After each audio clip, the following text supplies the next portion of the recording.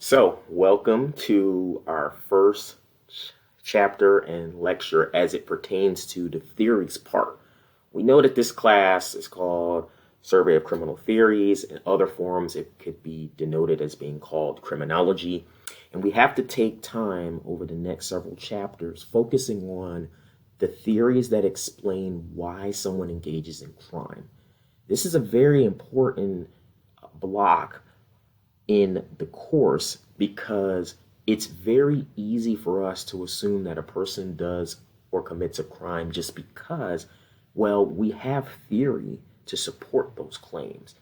So, if you haven't been following along over the last several chapters, we've been examining, what is the discipline of criminology? How do we measure crime? How do we look at the nature and extent of crime? Where do we get our data from? And then we had a brief block, just a little block, on victims and victimization. It essentially looking at victimology, which is a subsection of criminology. So let's jump right in on our first theory, very first theory, and I always say this is the baseline theory, rational choice theory. I want you to ponder these thoughts as we go through. Now, before I move on, I will say this is a two-part lecture because rational choice theory, when I talk about this in person, this is a very, very fun, juicy, and engaging topic. I love kicking off theories, talking about rational choice theory when I start talking about theories, because it gets the class talking. And that's what I love. I love engagement. I love talking. And so with that being said, this was so much material to try to put it into one lecture. It would have been way too long. I believe in trying to keep these lectures at a pretty good time so you can watch them at your pace. You can go ahead and watch them, watch or rewatch them, or share them with friends or family, or if you have friends in other colleges that might be interested in this. So with that being said, this is a two-parter, okay? So we're going to get you part one, and then I'll follow up with part two. But I want you to consider these thoughts as we go on. Do criminals weigh the pros and cons to committing crimes? In other words, if I'm a criminal and I'm going to commit a crime, am I looking at the pros and cons? Am I thinking about, how this is going to benefit me versus how this isn't going to benefit me? Am I thinking about the consequences? I want to talk about that. We also want to ask ourselves, is crime situational? That's the circumstance, of the crime, like the circumstance, the crime itself, or does it depend on the offender? Is it the individual? We are going to answer these questions through the course of this lecture. And I really love talking about rational choice theory. And I enjoy the engagement of this because this is our baseline theory. Almost any action of an offender can be tied back to rational choice theory. There's other theories we'll get to, but it almost always ties back to rational choice theory. And you can apply this to your everyday life, even if you do not commit criminal crimes, which I'm going to believe most of you on here don't do. So what is rational choice theory? This is a theory defined as the view that crime is a function of the decision-making process in which the potential offender weighs the potential costs and benefits of an illegal act. There's the notion that the offender weighs the rewards of a crime, which outweighs the risks of getting caught.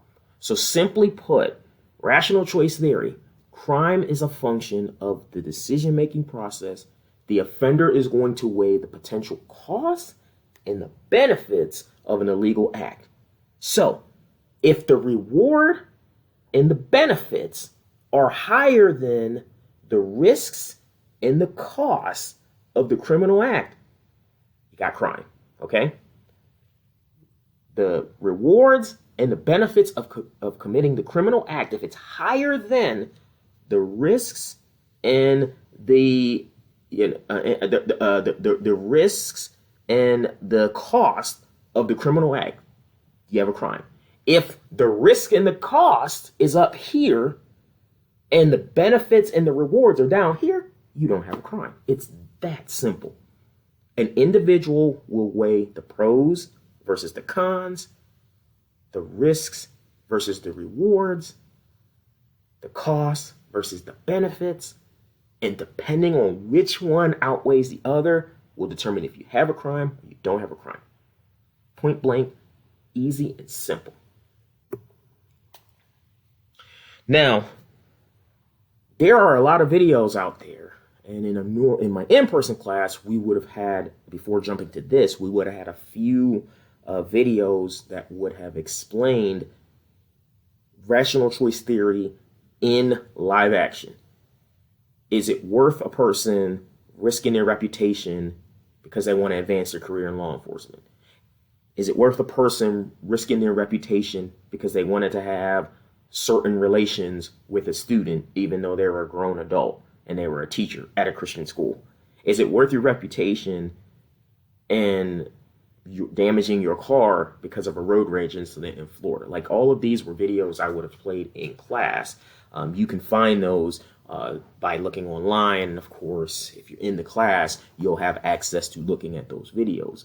But moving along, we do have to look at some concepts of rational choice. Contemporary rational choice, and anything contemporary is what's happening in modern times, right? So with contemporary rational choice theory, or what's happening in modern times, argues that law-violating behavior is the product of careful thought and planning. In other words, a criminal is going to carefully think about it and plan it. It's not so random. Crime is not just something that just, okay, I just woke up today on this beautiful, lovely day, and I'm going to go commit a crime. No, you had to plan it. You still weighed, again, the benefits against the rewards and the pros against the cons. You still weighed all that. But understand that, generally speaking, when looking at contemporary rational choice theory, there is a level of careful thought and planning. An individual is going to carefully think out and utilize decision making in order to commit a crime. So when we evaluate the risks of crime is avoided when risks outweigh the reward. Once again, if a criminal has a feeling that I'm going to potentially go to jail, I'm going to be ostracized if I work a professional job, I'm going to potentially have to deal with losing my job. How are people going to look at me in society? So crime is avoided when those risks outweigh the rewards. Of course, it's going to be considered when there's a good chance of getting caught and being punished. Me personally, having worked in law enforcement, being a professor, being a respectable person in my community, even though I'm not like a public figure or anything, but I know that if I were to get caught and get punished, it just would be bad, and it would be a bad look. So it's one of those things where, if I feel like I have a good chance of getting caught and being punished, I'm not going to engage in crime, and you won't either. For certainly, you will think about the fear and consequences of punishment. We know, and if you've never been to a jail, no, I've taken people to jail, and I've gone to jail in my law enforcement capacity. But if you never gone to jail, or you don't plan on going to jail, you don't want to break the law and end up in jail, because what would your parents say? What would your friends say? What would your colleagues or potential employers say?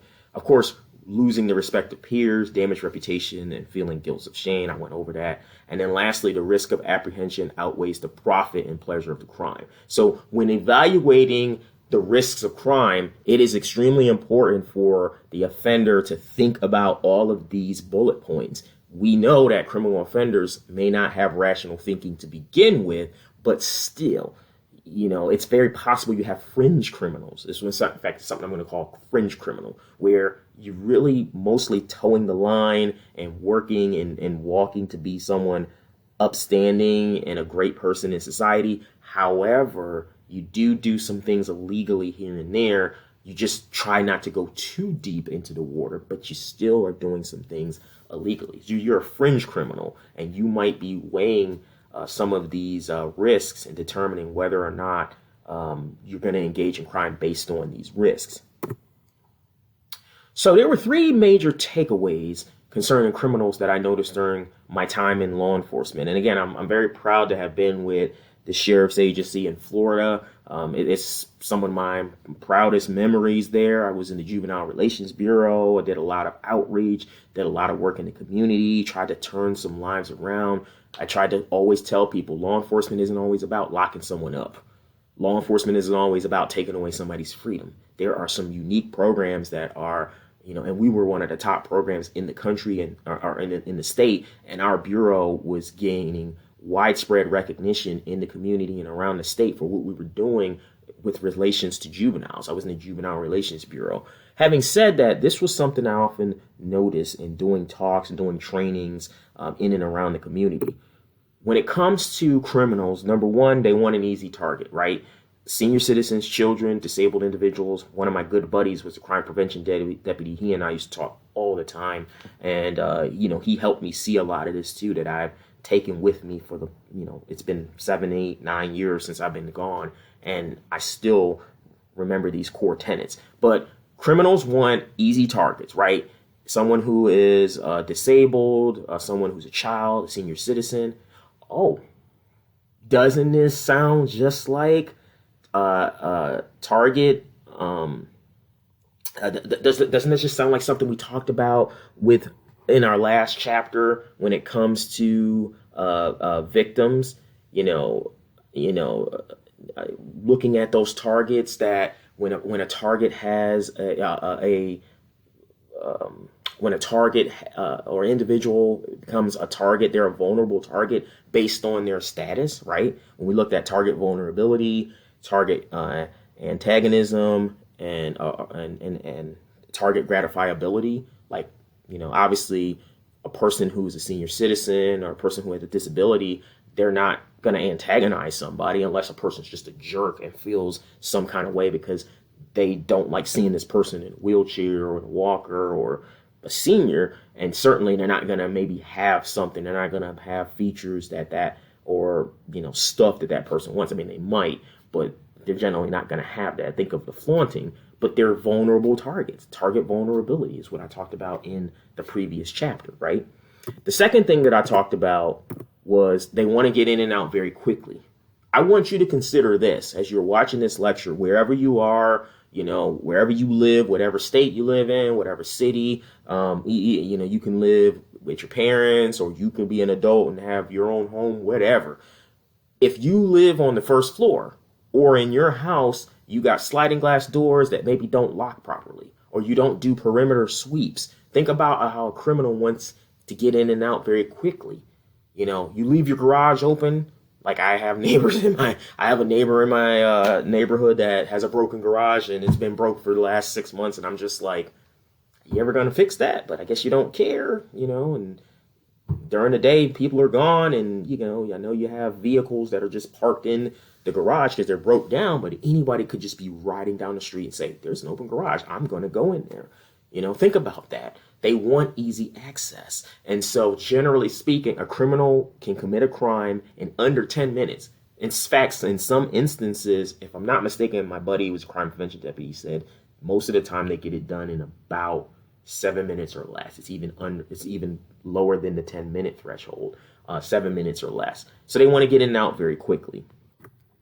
And then the last thing, class, is they don't want to be seen or caught. So whether it's a nosy neighbor, someone that's looking out, someone that walks the dog. I know I get laughed at in my neighborhood if I hear a car, if I hear some noise outside. I'm always peeking out the window, and people are like, what are you looking at? You being nosy. And I'm like, no, I'm not being nosy. I'm being very vigilant because of, even though I've been out of law enforcement for a period of time now, and it's going on several years as I've transitioned into academia, I'm always going to have that mindset. Because people, generally speaking, have good intentions. But what I hope to show you in the duration of this course is that there are a lot of people who have bad intentions, right? And with those bad intentions comes the likelihood that individuals will engage in, individuals could engage in crime. So a person that is going to commit a criminal act, they don't want to be seen or caught.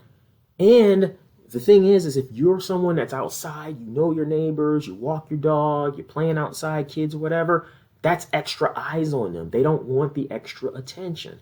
So these 3 core principles are something that is noteworthy. You might want to jot them down or at least try to remember them, because generally speaking, these are how criminals operate, and it ties directly into rational choice theory. In fact, we're going to get more into this in just a little bit as well.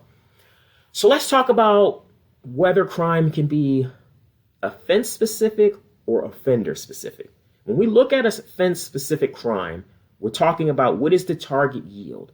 What is the probability of having security devices? What about police patrol effectiveness? What about neighbors who might notice the break-in? Thinking about escape routes, entry points. So a criminal engaging in rational choice theory will have to look at all of these key pieces, maybe not all of them, but a majority of them, to determine whether or not the crime they're going to commit makes sense. Give you a perfect example. Robbing a bank. Okay, first of all, we know that if you're going to rob a bank, you better have some skills to be effective in your bank robbing technique. In other words, yes, if you are going to rob a bank, you generally want to make sure you know what you're doing, right? You can't just wake up one day and say, I'm going to go rob this bank. I'm going to put on a little hoodie or ski mask or whatever, go in there, demand however much money and walk out and be good. No, it's not going to work. So you have to consider a lot of things. Is there going to be an armed security guard there or a police officer? If I go into the bank, what is my getaway? What are the routes and entry points? If I go up to the teller and I slip her the note and I'm like, don't do it.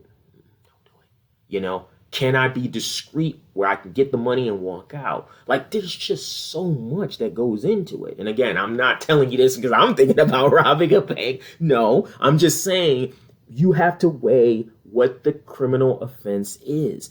You know, if it's just going to be breaking into someone's house, you still have to weigh a lot of things, because what did I just say? You know, easy access makes a point. If you have nosy neighbors or neighbors walking around or on a lookout, like all of these are factors that you have to consider. So offense-specific crime, we evaluate what the offense is and determine whether or not the criminal is determining whether or not they're even going to engage in it, because again, they're weighing the benefits to the cost, the pros to the cons, the risks to the rewards.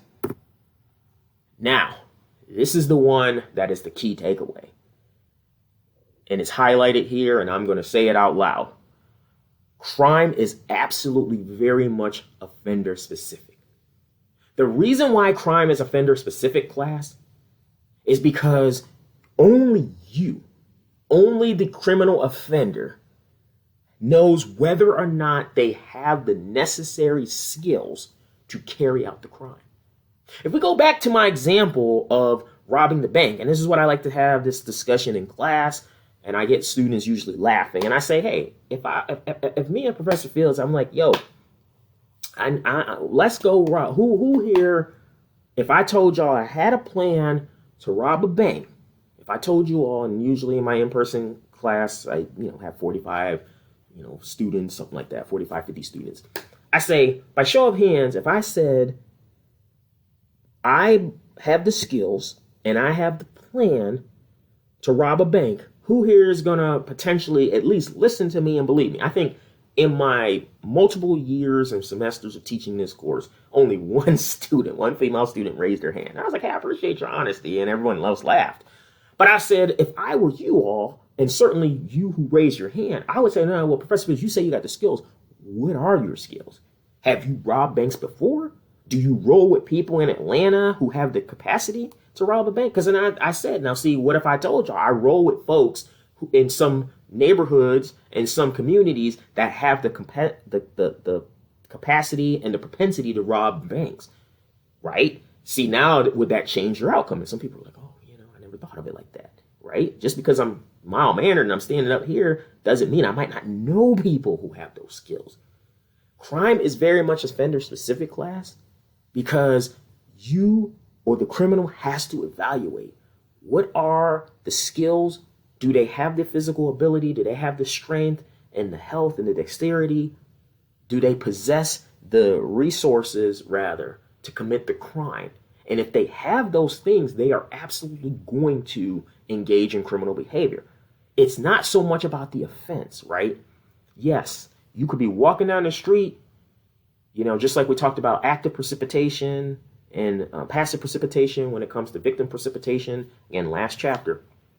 You could be walking down the street and you hear an alarm blaring, and you see a whole bunch of people running out of the store, and let's say it's, it's after hours or it's late or whatever, and it's clear that some people broke into a store and people are running out with electronics, stuff that can cost hundreds, if not thousands of dollars.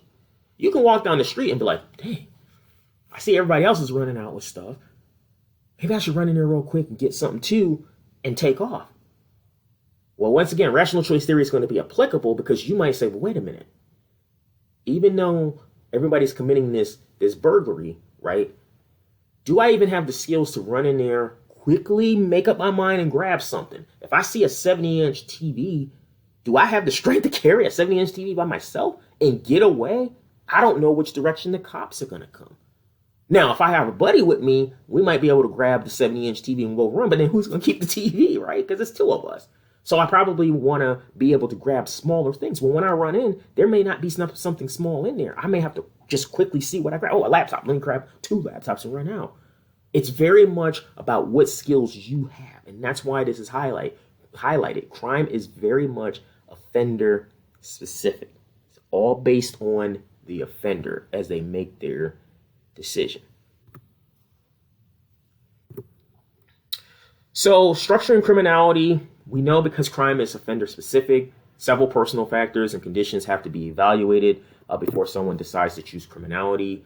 Looking at the peers and guardianship, think about the need for excitement and thrills, the economic need and opportunity. Now, there are some theories that we're going to get to in the coming chapters which focus on economic need and opportunity. One that comes to mind is strain theory. That's another theory that I really love, especially when you look at the cost of stuff now.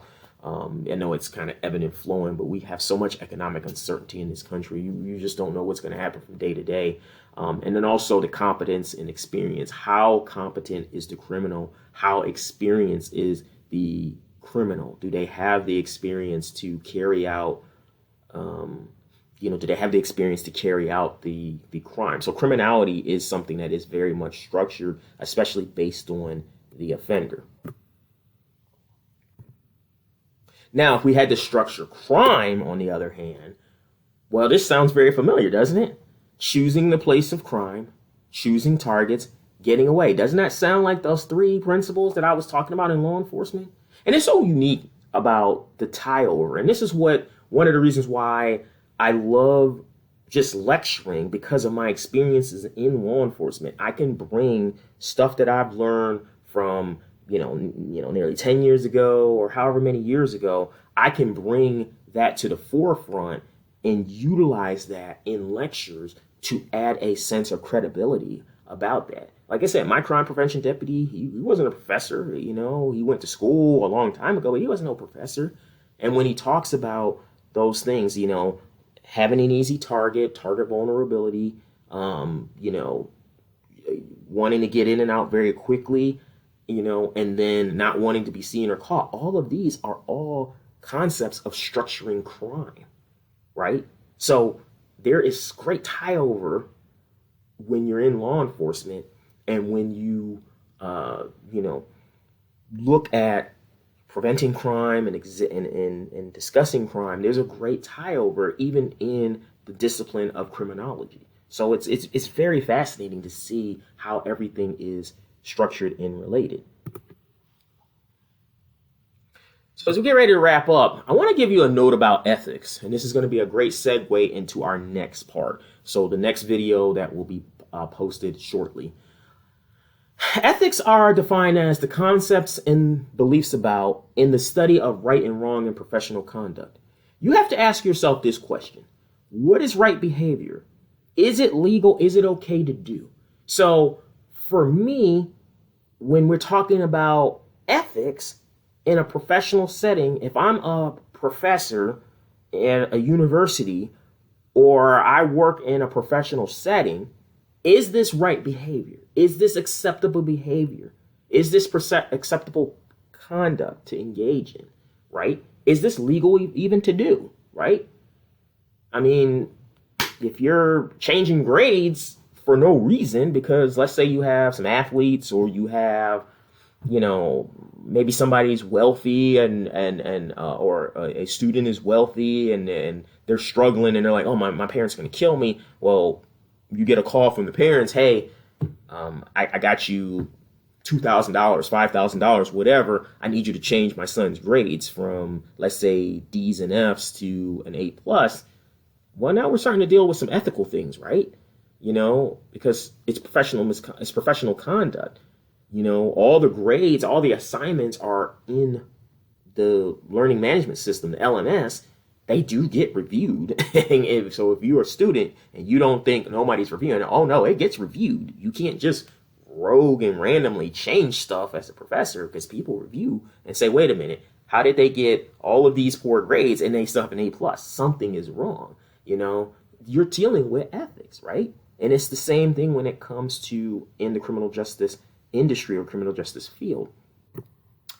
Morality, on the other hand, is not the same as ethics. In fact, morality is concerned with what is right or wrong in the personal sphere. In other words, what do you personally see as right or wrong? So if I am,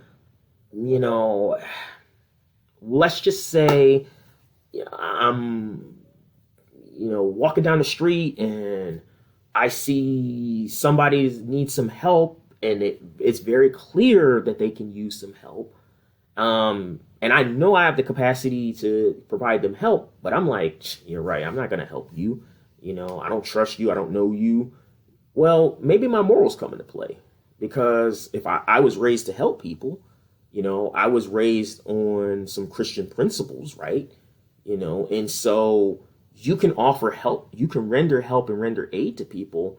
It doesn't have to be monetary, it could be food. It could be, oh, you're hungry. I can get you some food. Like, I don't have to hand you money. I can still provide help.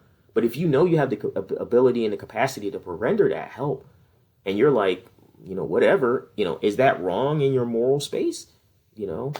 Is it wrong to, accept a gift from somebody, even though they're not trying to bribe you, but you have a team and you have partners and you have colleagues? Is that wrong? Like these are all questions that you have to ask. And of course, if you're at work, you'll be dealing with it ethically. But if you're just kind of in your own personal space, you might be dealing with it from a moral compass. So ethics is concerned with the professional sphere. What happens in the professional workplace setting.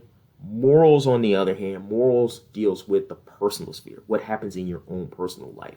And we're going to stop here. And the reason why I bring this up, because there's a fantastic video out there, and I do want you to look at it. Even if you are someone that's watching this lecture and you're not officially in this class, you're following this channel, Professor for the People, you're a former student of mine, you've shared this with friends, or you're just like, hey, I want to learn about criminal justice. I want to hear from somebody who is very knowledgeable in the field and is giving me an engaging lecture.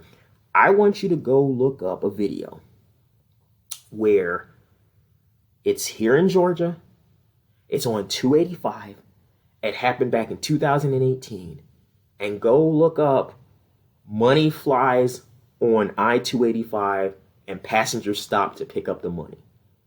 And then I want you to ask yourself, what would you do in that setting?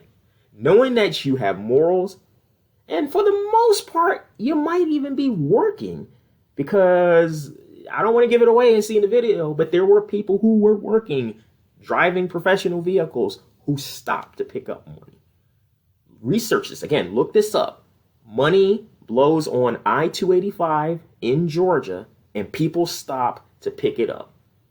And then I want you to ask yourself, what would you do in that situation? And I love this video as I get ready to close, and I love this topic in my in-person classes, because we get some good debates and some good answers. So I want to thank you for tuning in. Again, if you haven't been liking or subscribing, please feel free to do so. Other than that, you will come back, and I'll see you shortly in part 2 as we look at rational choice theory.